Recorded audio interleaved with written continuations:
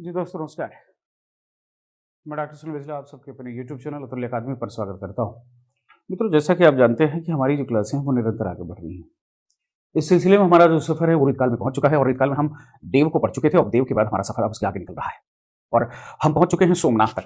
यानी आज हमें सोमनाथ के विषय में पढ़ना है।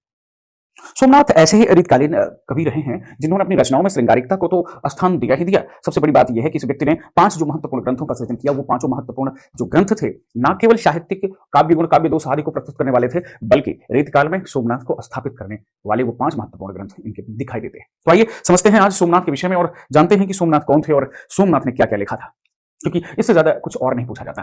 तो देखते हैं किसको। जी हाँ, हम देखेंगे सोमनाथ महोदय को। सोमनाथ एक ऐसा कवि है जिनका अगर देखा जाए तो ये सर्वांग निरूपक कवियों में से एक आते हैं। कैसे? सर्वांग निरूपक कवियों में सोमनाथ का अग्रणी स्थान है। इनको शशिनाथ भी कहा गया था, यानी इनका जो मूल नाम है मित्रों, मूल नाम क्या था? शशिनाथ था। इनको कहा क्या गया? सोमनाथ कहा गया। ध्यान रखिएगा कि ये माथुर ब्राह्मण थे, यानी मथुरा के आसपास ये माथुर ब्राह्मण थे तथा इनके पिता का नाम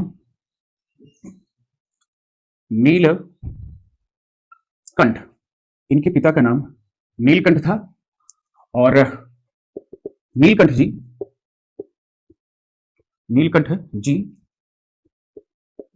भरतपुर के महाराजा बदन सिंह के कनिष्ठ पुत्र महाराजा प्रताप सिंह के आश्रय में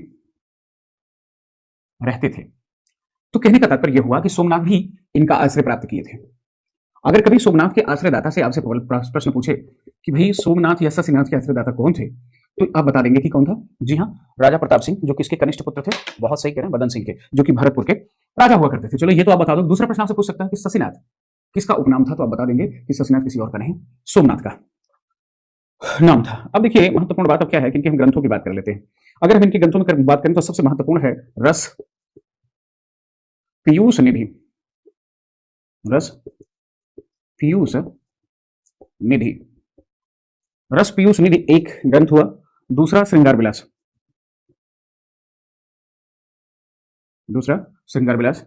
तीसरा कृष्ण लीलावती।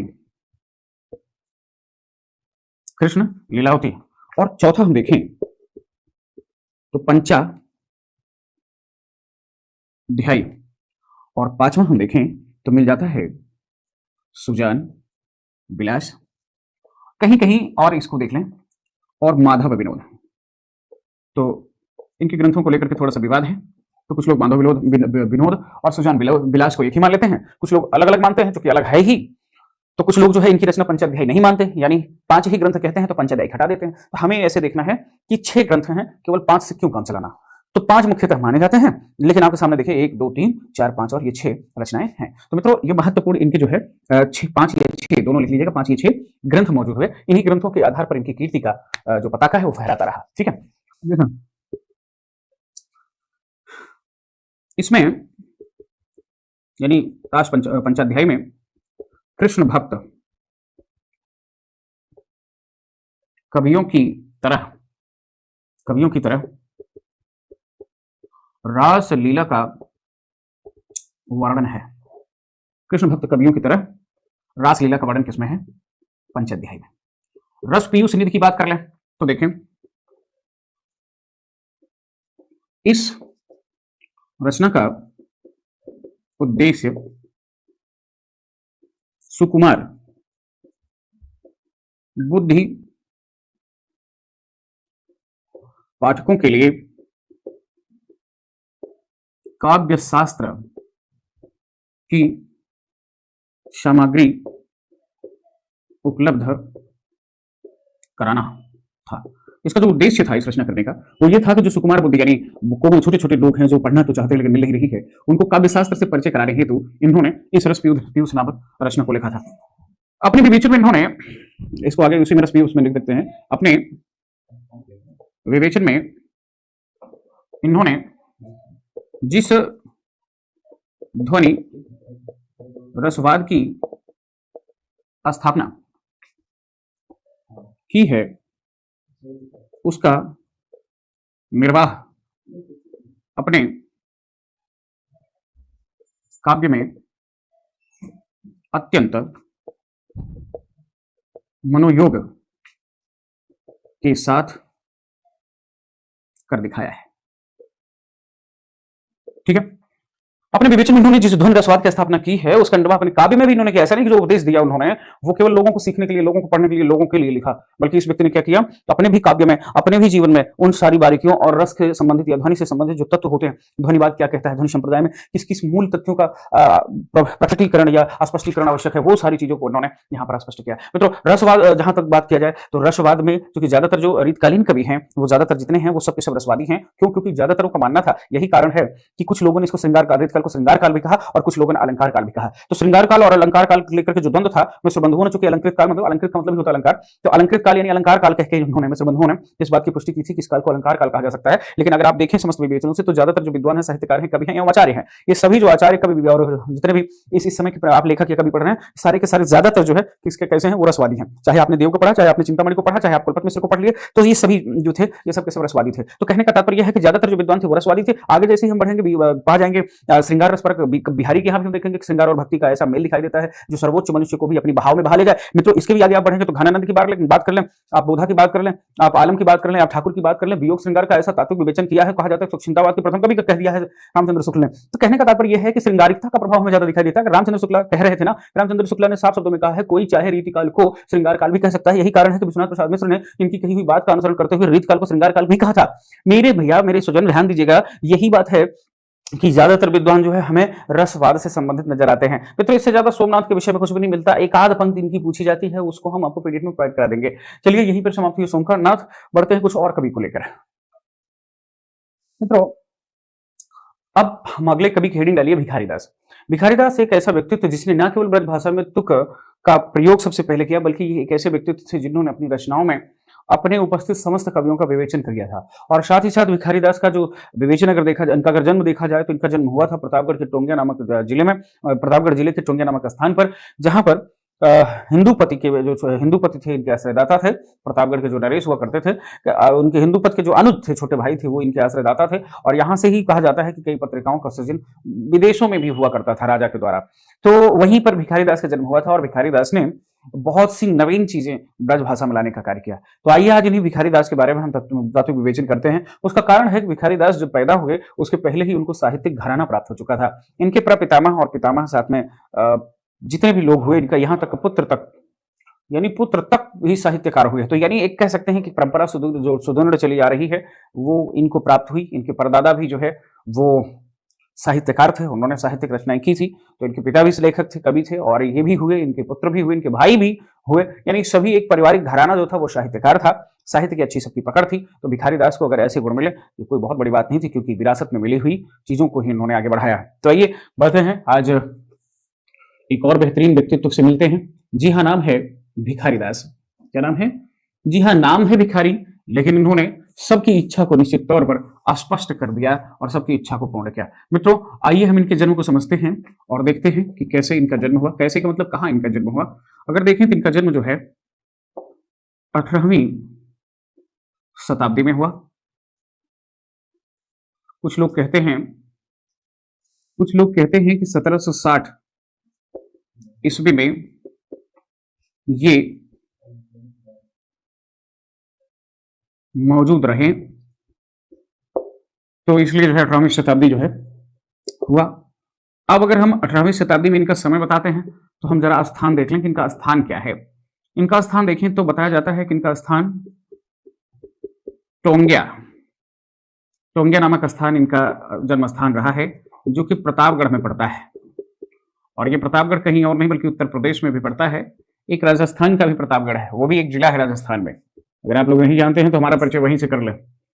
अब देखिएगा, प्रपितामह, इनकी प्रपितामह का जो नाम था वो क्या था? अगर देखा जाए तो इनके प्रपितामह का नाम रामदास था। क्या था? रामदास था। अगर हम इनके पिता की बात करें, इनके पिता का नाम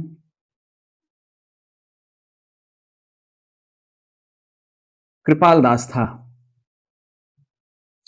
और अगर हम बढ़े आगे, भाई की बात कर लें, इनके भाई का नाम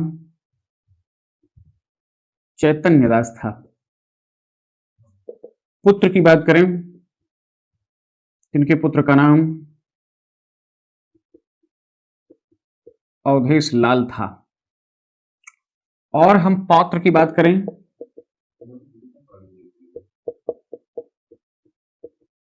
गौरी शंकर था।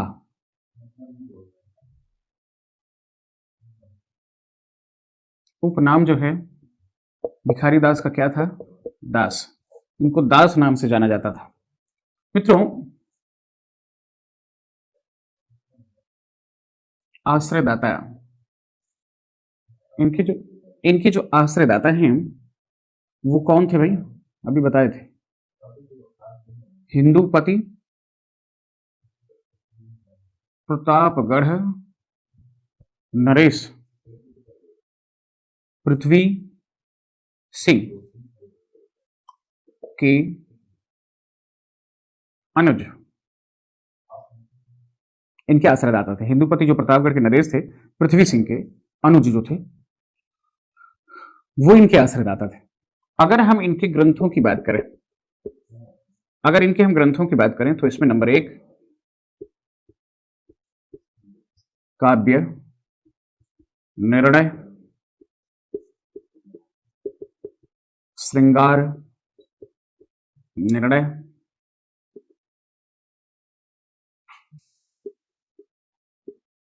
शब्द नाम कोश, चौथा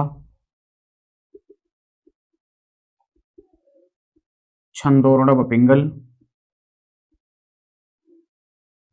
पांचवा देखें विष्णु पुराण भाषा,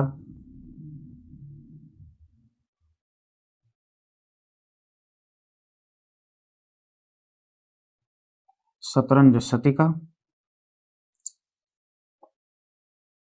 रस सारांश, आठवां देखिएगा अमरकोश। अब मित्रों, अगर देखा जाए तो ये इनके कुछ महत्वपूर्ण ग्रंथ थे। काव्य निर्णय, श्रृंगार निर्णय, शब्दनाम कोश, छंदोर्णव पिंगल, विष्णु पुराण भाषा, शतरंज शतिका, रस सारांश और अमरकोश। ये महत्वपूर्ण इनके 8 ग्रंथ रहे। अब आइए एक एक का विवेचन करते हैं, कुछ इसकी बारीकियों को समझते हैं, फिर बढ़ते हैं आगे। आशा है अब आपसे क्या क्या सवाल पूछ सकता है इनका। आश्रयदाता बहुत पूछता है कि इनका आश्रयदाता कौन था, क्योंकि प्रतापगढ़ के जो नरेश थे वो बहुत बड़े नामी व्यक्ति थे, और नामी भी इसलिए क्योंकि विदेश में पत्रिकाओं का संपादन कार्य इन्होंने किया था, इसलिए जो है ये पूछ लेता है कि इनके आश्रयदाता कौन है। और इनकी रचनाओं में पूछ लेता है दास कौन कहा जाता है, ये पूछ लेता है। जैसे अब दीन किसे कहा जाता है तो लाला भगवान इनको कहा जाता है। रास किसे कहा जाता है आप जानते ही है ना। चलिए आगे बढ़ते हैं। रामचंद्र शुक्ल ने इनके उन 8 ग्रंथों के अतिरिक्त एक ग्रंथ दिया था छंद प्रकाश, यानी भिखारी दास के कुल 9 ग्रंथ शुक्ल जी ने माना है, तो उसमें छंद प्रकाश का उल्लेख इन्होंने अलग से किया है, यानी 8 और इसके साथ गिना। तो जरा आप समझिएगा, अभी मैंने बताया, इसको जरा लिखिएगा, क्या लिखेंगे आप, जरा इसको बढ़ाएं। मिश्र बंधुओं ने, हेडिंग आप उसको लिखेंगे पॉइंट में, मिश्र बंधुओं ने रीतिकाल को अलंकृत काल कहते हुए, मिश्र बंधुओं ने रीतिकाल को अलंकृत काल कहते हुए उसको 2 भागों में बांट दिया, उसको 2 भागों में बांट दिया। एक को पूर्वालंकृत काल कहा तो दूसरे को उत्तरालंकृत काल कहा। ठीक है, तो पूर्वालंकृत काल का प्रथम कवि चिंतामणि को बताया, तो आगे तो उत्तरालंकृत, इसका मतलब ये होता है, ये उत्तरालंकृत काल का बड़ा आचार्य या प्रथम आचार्य, बड़ा आचार्य लिखिए, अलंकृत उत्तरालंकृत काल का बड़ा आचार्य केवल इन्होंने किसको माना? भिखारीदास। मित्रों, रस सारांश, रस सारांश में संपूर्ण रसों का तात्विक विवेचन है, जो कि काव्यांगों पर आधारित है। बात समझिएगा। काव्य निर्णय नामक ग्रंथ में, काव्य निर्णय नामक ग्रंथ में इन्होंने काव्य के गुण व दोष को स्पष्ट किया है।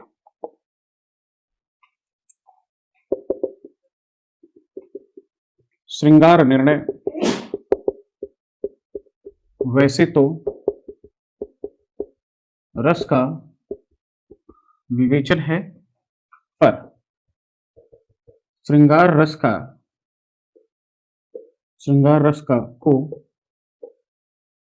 मुख्यतः प्रकाश में लाया गया है। मित्रों, इसके अतिरिक्त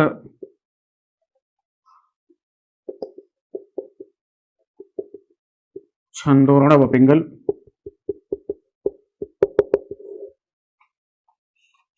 इसमें भिखारीदास ने छंद शास्त्र की टोह ली है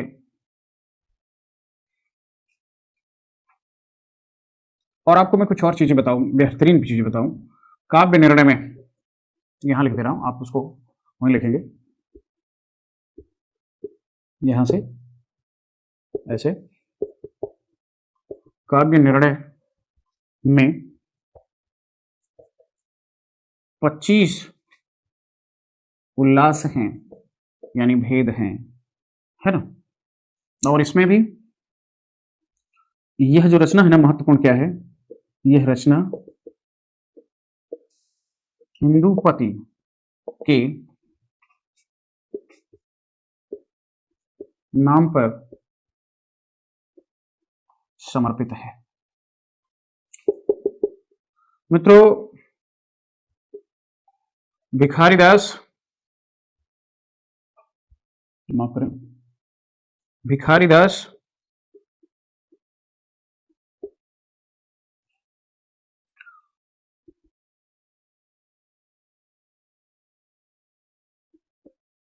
ब्रजभाषा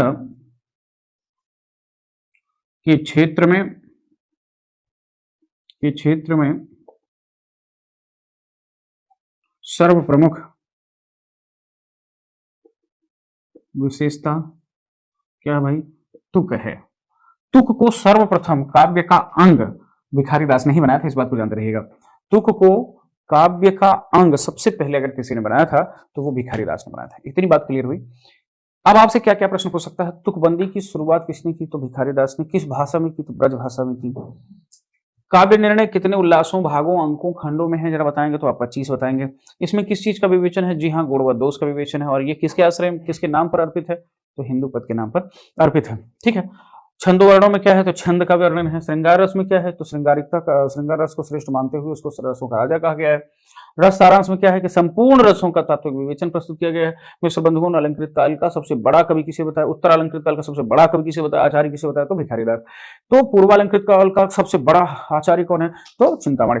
तो उत्तरालंकृत काल का सबसे बड़ा कवि कौन है? तो आप बताएंगे भिखारीदास। इतनी बातें हमको लगता है कब स्पष्ट हो चुकी होंगी। आइए अब देखते हैं कि भिखारीदास के संदर्भ में जो विद्वान है उनका क्या मत है। अब विद्वानों में सबसे पहले और आखिरी आचार्य रामचंद्र शुक्ल हमें नजर आते हैं। आचार्य रामचंद्र शुक्ल क्या कह रहे हैं? देखिएगा, बहुत महत्वपूर्ण बात इन्होंने कही है। कहा है कि देव की देवसी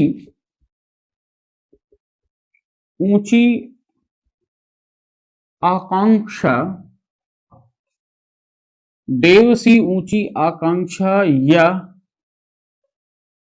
कल्पना जिस प्रकार इनमें कम पाई जाती है, उसी प्रकार सी असफलता भी कहीं नहीं मिलती।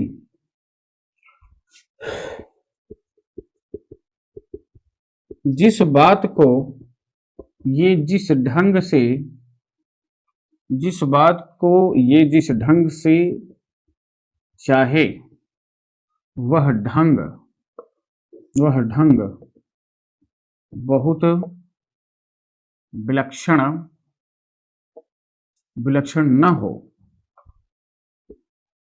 न हो कहना चाहते थे। जिस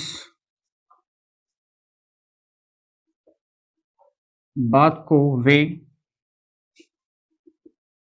उस बात को कहने की पूरी सामर्थ्य इनमें थी।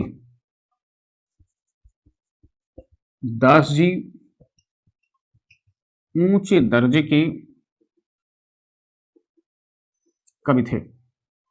दास जी ऊंचे दर्जे के कवि थे, ये बात कही गई। यही कथन था कि ऊंचे दर्जे के कवि थे। यही कारण है कि मुंशी बंधुओं ने इनको उत्तरालंकृत काल का सबसे बड़ा कवि माना। ठीक है, इन्होंने एक पंक्ति लिखी थी जो बहुत ज्यादा पूछी जाती है कि क्या, आगे के सुकवि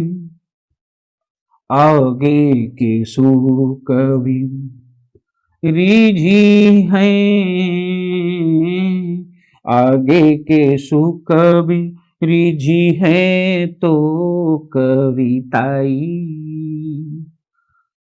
न तो आगे के सुकवि रीझी है तो कविताई न तो राधिका कन्हाई सुमिरन को बहनो है, सुमिरन को बहानो है। आगे की सुकवि रीझी हैं तो कविताई न तो राधिका कन्हाई सुमिरन को बहानो है। यह बात इन्होंने कहा था। सुकवि से मुझे याद आया और आपको भी याद आना चाहिए कि देव ने सुकवियों को ही क्या कहा है, कविता का सौदागर कहा है। और बच्चन सिंह ने क्या कहा है, रीतकालीन कवियों को कविता का सौदागर। क्लियर हुआ? ठीक है, बहुत अच्छी बात है। बहुत बहुत धन्यवाद आप सबका। ये यहां पर समाप्त हुई भिखारी दास। अब भिखारी दास के संदर्भ में जो पंक्तियां बचती हैं हम उसको आपको पीडीएफ दे देंगे। ठीक है मित्रों, अगले कवि हैं रसिक गोविंद। रसिक गोविंद मित्रों, इनका जन्म 1743 ईस्वी के आसपास हुआ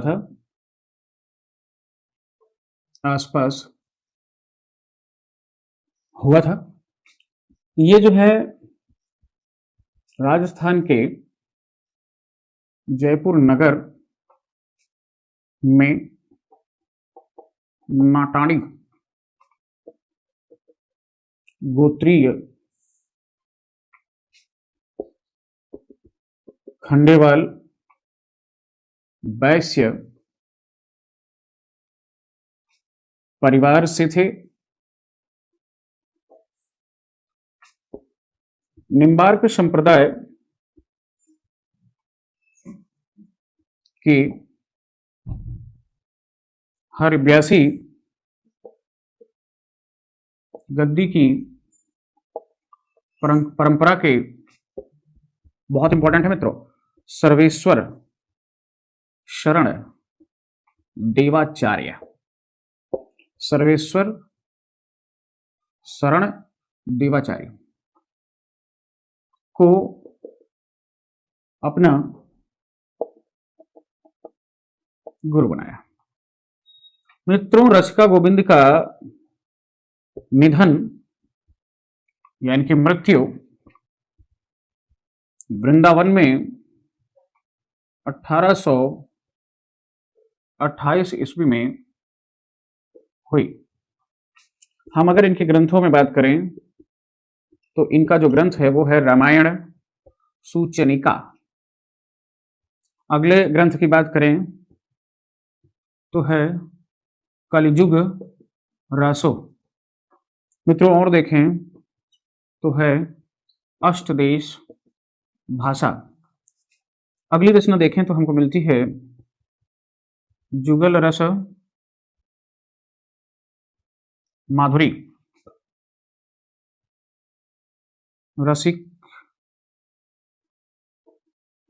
गोविंदा ननघंद और लक्ष्मण चंद्रिका। ये महत्वपूर्ण 4 ग्रंथ इनमें दिखाई देते हैं। इसमें से एक ये जो है ना रसिका गोविंद नंद, इसमें 4 या यह 4 प्रबंधों भागों में बटा है पहले प्रबंध में देखें तो पहले प्रबंध में रस है, यानी पूरा रस का विवेचन है। द्वितीय जो इसका प्रबंध है मित्रों, द्वितीय में नायक नायिका भेद संबंधी तत्वों का विवेचन है। तीसरे प्रबंध की बात करें तो मित्रों इसमें काव्य गुण दोष का उल्लेख है। और चौथा अगर हम देखें तो चौथे में अलंकार का वर्णन है, जिसमें 5 शब्दालंकार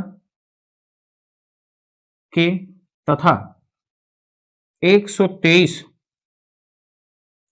अर्थालंकार का वर्णन मिल जाता है। तो 5 शब्दालंकार के और 123 अलंकार के। तो ये वास्तव में देखा जाए तो अलंकार प्रिय कवियों में से थे, या इनको हम अलंकार वादी कह सकते हैं। लेकिन चूंकि इस व्यक्ति ने रस का भी विवेचन किया है, क्योंकि एक प्रबंध तो रस लिया, एक प्रबंध अलंकार ले लिया, तो इनको रसवादी कहा जाएगा या अलंकारवादी? कोनो वादी नहीं थे। जो समझ में आया इनको, जो बेहतर लगा इनको, उन्होंने लिख दिया। इनकी जो पंक्तियां है वो हम आपको पीडीएफ में दे देते हैं। यहीं पर ये समाप्त है, इससे ज्यादा इनके बारे में कुछ नहीं मिलता। हमने कहा था कि बड़े कवियों का हम विश्लेषण तो करेंगे, या आप भी करेंगे। जो छोटे छोटे कवि हैं उनको जल्दी से पढ़ के हम निपटा लेंगे, ठीक है। चलिए, क्योंकि इनकी क्या पूछी जाएगी, रचना पूछ लेगा, रसिक गोविंदानंद किसकी है, और पूछ लेगा कलिजुग रासो किसकी है, रामायण सूचनिका ये कई बार पूछी जा चुकी है, ठीक है। तो चलिए बढ़ते हैं आगे और देखते हैं अगले कवि को। नाम है प्रताप शाही। जी हाँ, प्रताप शाही नाम है। ये रीतिकाल के रीतिकार एवं टीकाकार दोनों है मित्रों। इनका स्मरण इस बात से भी किया जाता है कि इन्होंने जो टीकाकरण किया और रीति पर ग्रंथों तथ्यों पदों को लिखा, ये इनकी कीर्ति का वास्तविक आधार है।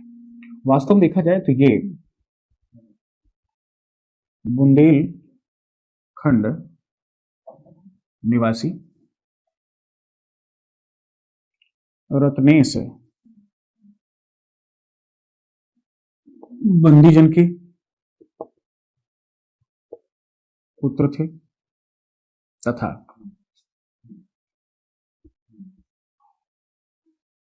चरखारी नरेश महाराजा विक्रम सिंह के आश्रय में रहते हुए ये थे।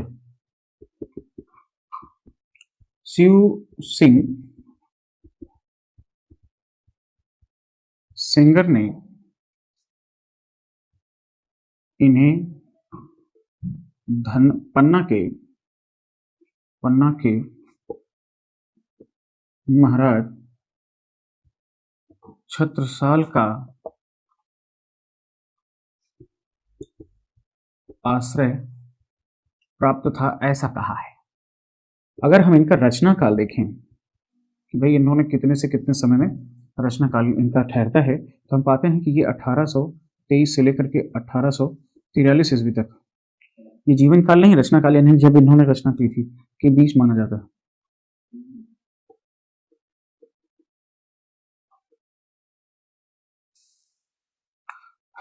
मित्रों, इनकी प्रमुख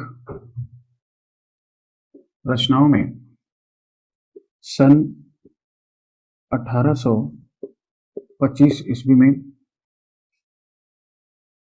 लिखी गई व्यंग्यार्थ कौमुदी,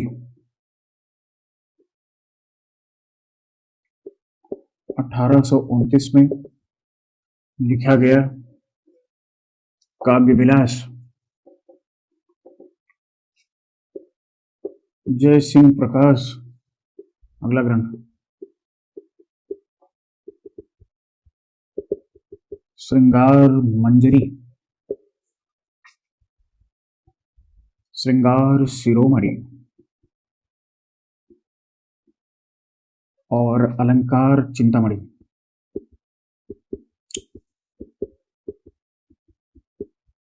अलंकार चिंतामणि और इसके साथ साथ काव्य विनोद, ये महत्वपूर्ण ग्रंथ इनके थे जो मिलते हैं। अगर देखा जाए तो इन्होंने महत्वपूर्ण बात क्या है, इन्होंने रसराज की टीका संवत 1896, इसको तिथियों में लिखेंगे तो 1839 ईस्वी में लिखी थी। बात समझिएगा, इनके यही कीर्ति का आधार है कि रसराज किसकी रचना है? जी हाँ, मतीराम की रचना है। रसराज किसकी है? मतीराम की है। और इन्हीं मतीराम की रचना रसराज का टीका किसने लिखा था? प्रताप शाही ने। कब लिखा था? 1839 ईस्वी में। क्लियर हुआ? 29 में कौन सी लिखा था? जी हाँ, इन्होंने 29 में लिखा था काव्य विलास। और 25 में क्या लिखा था? तो व्यंग्यार्थ कौमुदी, है ना। तो एक अलंकार चिंतामणि किसका ग्रंथ है? प्रताप शाही का। श्रृंगार शिरोमणि किसका है? तो प्रताप शाही का। ठीक है, तो ये सारी रचनाओं और इनकी विशेषताएं तो ये रही। इससे ज्यादा प्रताप शाही के विषय में कुछ भी प्राप्त नहीं होता है। चलिए मिलते हैं, चलते हैं अगले वीडियो की तरफ, अगले कवि की तरफ, देखते हैं कि कौन से हैं। रस निधि। मित्रों, रसनिधि की बात हो रही है और इनका जो समय है वो बताया जाता है कि ये 1603 से 1660 तक मौजूद थे। बात समझिएगा,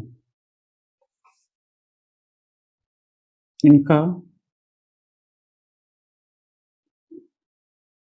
वास्तविक नाम बहुत पूछा जाता है, पृथ्वी सिंह था। रसनिधि तो उपनाम है। रसनिधि क्या है? तो उपनाम है। मित्रों, ये वास्तव में जो मध्य प्रदेश में दतिया पड़ता है ना, ये दतिया के राज्य में बरौनी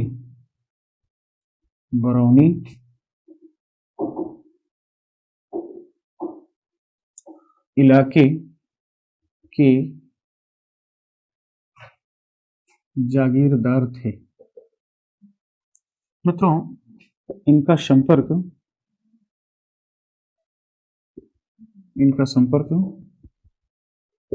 धामी संप्रदाय के प्रवर्तक प्राणनाथ से था।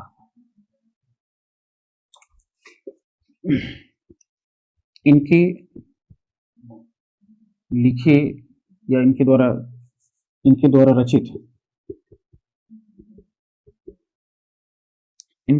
रचित ग्रंथ इस प्रकार है।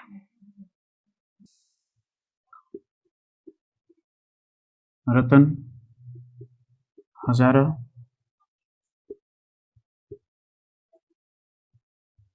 विष्णु परिकीर्तन,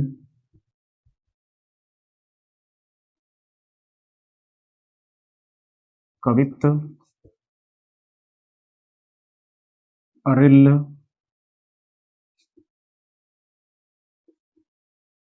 हिंडोला और छठा गीत संग्रह। गीत संग्रह, ये 6 महत्वपूर्ण ग्रंथ हैं। अब इसको अगर हम समझाना चाहें तो ये आप कह सकते हैं इनकी ख्याति, का आधार रतन हजारा नामक दोहा संग्रह है। जो महत्वपूर्ण बात यहीं से शुरू हो रही है, जो बिहारी सतसई के अनुकरण पर लिखित है या लिखी गई है। इससे स्पष्ट होता है कि ये जो है ना, ये प्रेम और श्रृंगार के कवि थे। भाई सीधी सी बात है कि बिहारी की सच्चाई को नॉर्मल व्यक्ति नहीं छेड़ सकता, तो ये जो है श्रृंगार के, याद रखना रतन हजारा बस।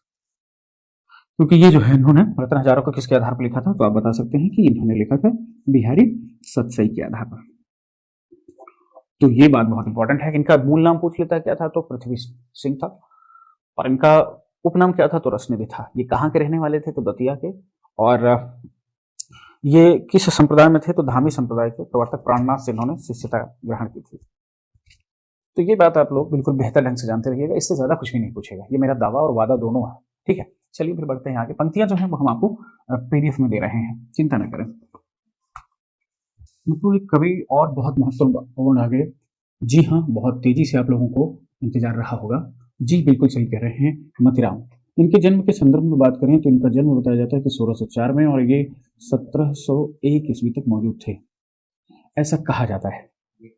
कुछ विद्वान कहते हैं कि नहीं, इनका जो जन्म हुआ था वो 1617 ईस्वी में हुआ था। तो इनके जन्म के समय को लेकर के कयास खूब है, तो इन दोनों में से कोई एक है तो आप उसको समझ रहिएगा।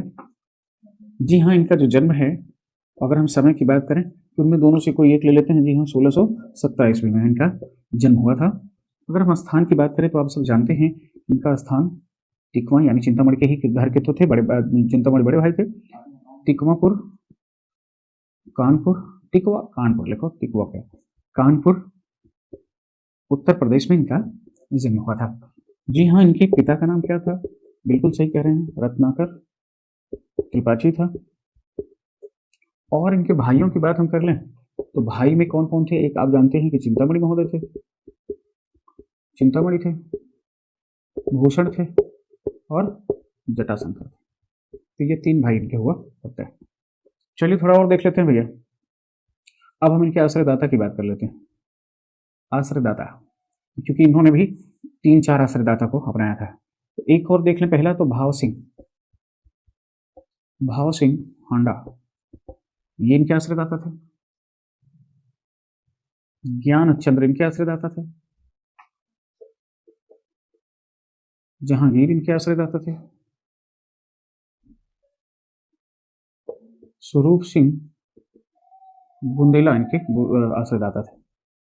अगर हम ग्रंथों की बात कर लें, ग्रंथ की बात कर लें तो इसमें हम पाते हैं फूल मंजरी, इसमें हम पाते हैं लक्षण श्रृंगार, इसमें हम पाते हैं साहित्य सार, इसमें हम पाते हैं इनकी रचना में रसराज।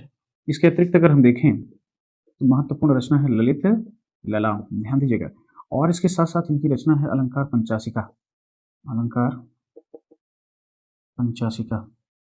और एक है इनका मिलता है छंदसार संग्रह या वृत्त कौमुदी भी कहते हैं इसको, ठीक है। तो ये इतने महत्वपूर्ण ग्रंथ मिलते, फूलमंजरी, लक्षण श्रृंगार, साहित्य सार, रसराज, ललित ललाम, अलंकार पंचाशिका। और छंदसार या वृत्त कौमुदी नामक रचना इनकी हमें मिलती है।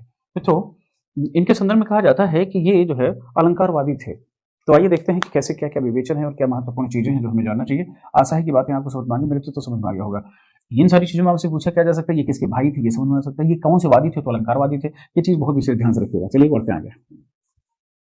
मित्रों, मोतीराम दिल्ली सुल्तान जहांगीर के आश्रय में फूल मंजरी नामक ग्रंथ को लिखा। मित्रों, ये तो बात समझ में गई। ज्ञान चंद्र के आश्रय में हुमायूं नामक स्थान पर अलंकार पंचासी का लिखा। बात समझिएगा मित्रों। और देखिएगा, भाव सिंह हांडा के आश्रय में रहकर मोतीराम ने बूंदी में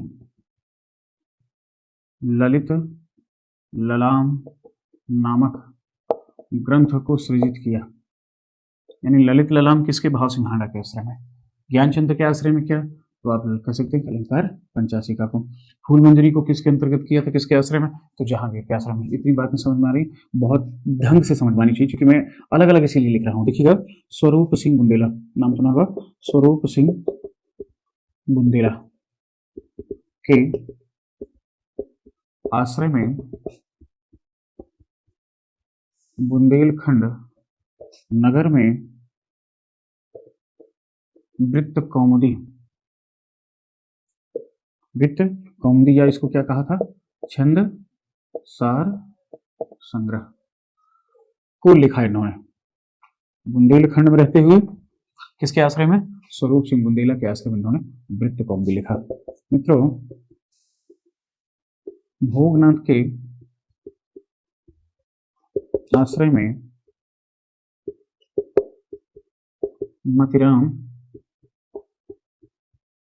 सतसई लिखा। तो सतसई कभी पूछ लेता है कि किसकी सतसई नहीं है, तो अब जानते रहेंगे कि मोतीराम ने भी सतसई लिखा था, है ना। तो मित्रों, मोतीराम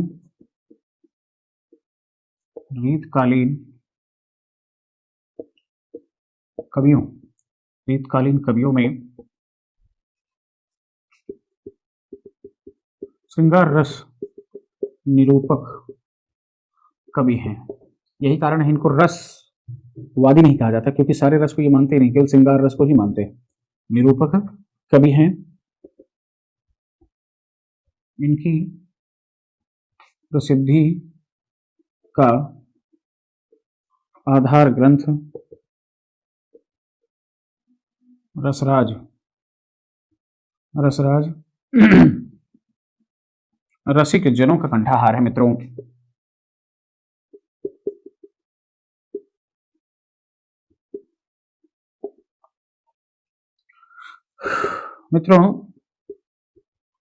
रसराज ग्रंथ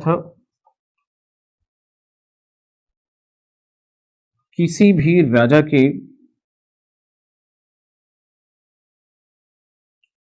आश्रय में न लिखा जाने वाला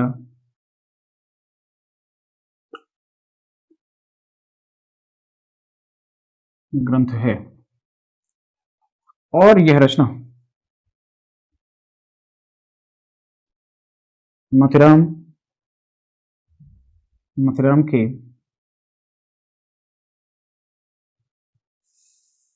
किशोरावस्था की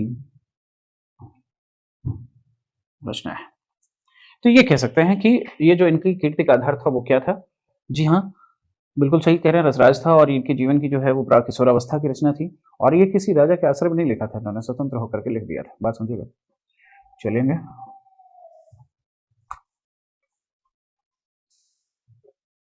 मित्रों,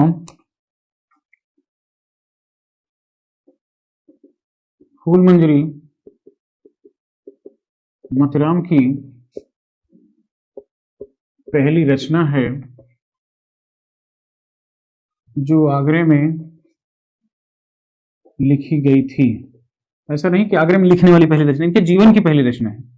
कहाँ उन्होंने लिखा था ये बात कर ले तो आगरे में, यानी आगरा में। ठीक है, तो अगर हम देखें तो किंतु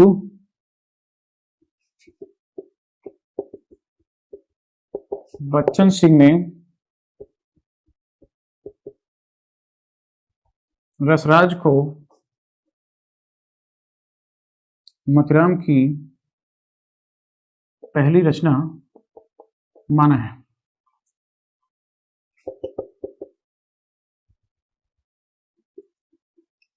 मोतीराम का अलंकार विषयक ग्रंथ ललित ललाम है तथा इनमें भाव सिंह की वीरता,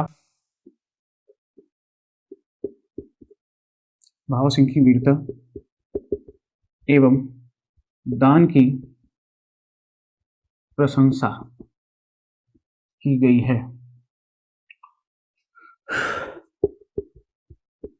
ललित ललाम में सब 100 अलंकारों का लक्षण एवं उदाहरण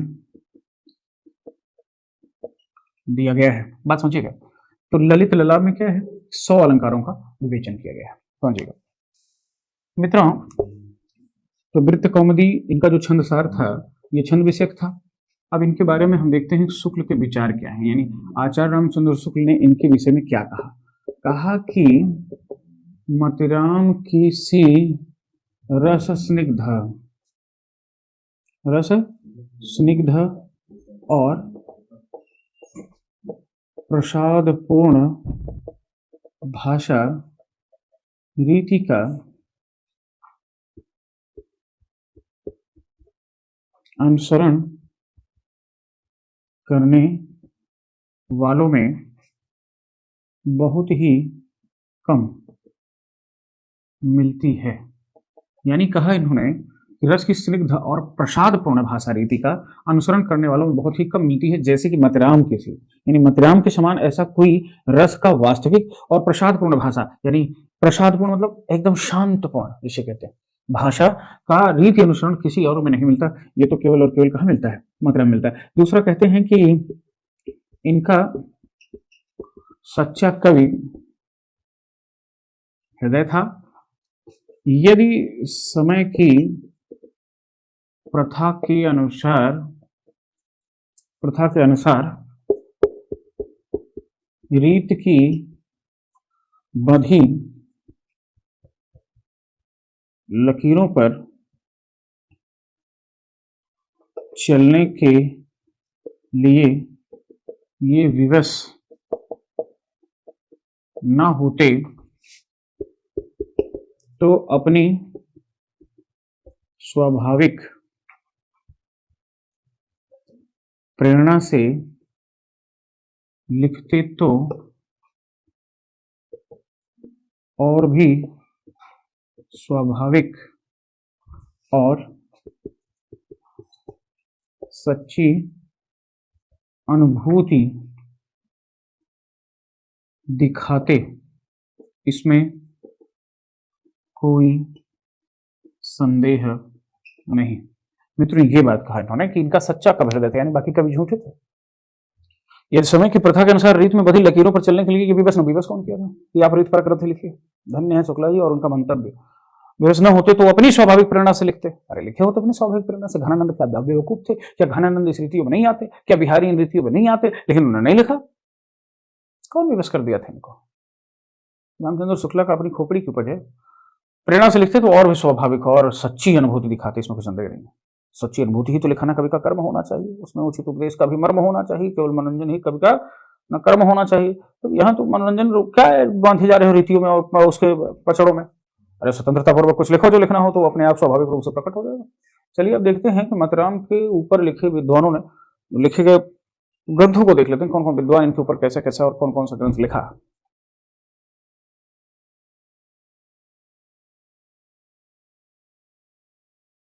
विद्वानों की लिखी रचना, विद्वानों की लिखी रचना नंबर 1, हिंदी नवरत्न। इसको कब लिखा था? 1910 ईस्वी में। मातीराम को सर्वप्रथम विस्तृत जीवन परिचय देने वाला यह हिंदी नवरत्न है। इसका मुख्य आधार शिव सिंह सरोज रहा है, यानी शिव सिंह सरोज के आधार पर हिंदी नवरत्न को लिखा किसने? मिश्र बंधुओं ने। और उसमें मातीराम के संदर्भ में जो भी व्याख्या है वो शिव सिंह सरोज से ली गई है। लिखने वाले कवि का नाम क्या है? बहुत सही जान रहे हैं आप लोग, मिश्र बंधु। ठीक है। दूसरी रचना की बात करें तो एक मिलती है मातीराम ग्रंथावली। इसको लिखा था कृष्ण बिहारी मिश्र ने। मित्रों,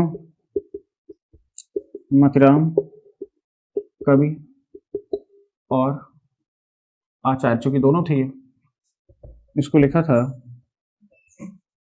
महेंद्र कुमार ने। चौथा देखें, महाकाव्य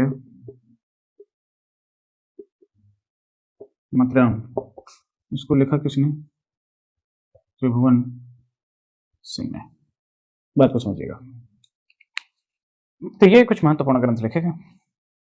भूषण यहीं पे, मातीराम यहीं पर समाप्त हुए, यानी मातीराम की जो पंक्तियां हैं उसको छोड़ के सब कुछ समाप्त हो चुका। पंक्ति हम पीडीएफ आपको भेज देंगे, हर वीडियो में बोल रहे हैं पीडीएफ भेज देंगे तो मिल जाएगा। थोड़ा सा शांति रखिएगा, ये नहीं कि नहीं गुरु जी पढ़ लीजिए पीडीएफ नहीं, नोट्स बना रहे हैं उसको, पंक्तियों का जो स्थान है वो छोड़ दिए, नहीं तो आज ही हम देते हैं आप लोगों को। ठीक है, तो हर रोज मिल जाएगा, कोई समस्या नहीं है। ठीक है, भूषण की पंक्तियों के साथ आज यहीं पर इस वीडियो को, सॉरी, मातीराम की पंक्तियों के साथ आपको पीडीएफ में जो मिल जाएंगे, इसके साथ हम अगले टॉपिक को लेकर आएंगे जिसका भूषण से शुरुआत करेंगे। मिलते हैं अगले वीडियो के साथ, अगले तथ्य के साथ। तब तक आप सबका दिन शुभ हो, रात मंगलमय हो। जय हिंद, जय हिंद।